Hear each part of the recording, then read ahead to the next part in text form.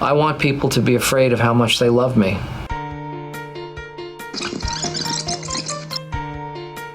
I think it's a really funny show, and that's kind of the only barometer we have as actors. When you're doing it and it feels funny, then you feel like it might work. The worst thing about prison was the Dementors. Well, he's a guy who has this enormous social blind spot. He doesn't understand how other people perceive him, and he might catch a glimpse from time to time, but he pushes it down because the reality of who he is way too scary, I think, for anybody to digest. So yeah, he is the personification of nails on a chalkboard. And it's fun, I think, to kind of watch him fumble through a day trying to be funny and charming and witty, and he is none of those things. Guess what? I have flaws. What are they? Oh, I don't know. I sing in the shower. Sometimes I spend too much time volunteering. Occasionally I'll hit somebody with my car. So sue me. You should see her work area. It's like a little art exhibit. Like they shrine. should sell Pam stuff. All the while you were out things filled. Like the whole pad. I write out filled, messages, fake so messages. that when you get a prop from her, it's real. No. Pam, let him ring. Let the bells of Dunder Mifflin chime out your love. I can't do a scene with Steve. He cracks me up. But also Rainn Wilson, who plays Dwight, if he even just looks at me in the character of Dwight, because he stands like close to you. Yeah, his commitment level is and outrageous. it's so funny. I can't even, he doesn't have to speak. Like, I can't even be around him. And they love letting the cameras roll on him. So, you know, at the end of the scene, he'll look at you and then it's like, and you're just like, okay, cut, because it's losing it.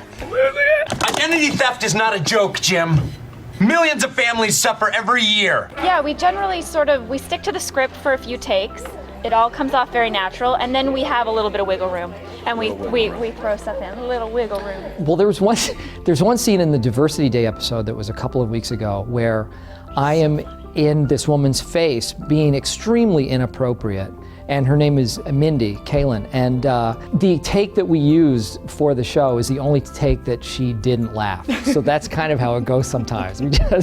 We just try to do the best we can. But yeah, it's really, everybody's laughing the whole time because it's so ridiculous. The situations are so implausible at times, but real at the same time. I'm not superstitious, but I am a little stitious. You know what I loved about that episode? It was written by the guy who plays the temp, BJ Novak. And the thing I loved about it was that it walks that line of, is this going to be offensive or is it going to be funny? And we all felt, well, it's always kind of falling on the side of being funny as opposed to being offensive. But just walking that line between the two is really exciting to do. This is a color-free zone here. Stanley, I don't look at you as another race. It's a breath of fresh air, and we really think that it's something different on television. Yeah. So to come to work, we're just so excited to see the scripts, and we're lucky to have the writers and producers that we do, so it's great. When we were doing Anchorman, it was kind of the same thing. We all just thought, this is really funny, at least it is to us, and we hope that other people feel the same way. And I think people are. I've been getting a lot of personal feedback, like people I respect and like are saying how much they like it, so that's a good sign. Oh my God, okay, it's happening. The British series was so great and so definitive, and Ricky Gervais is kind of a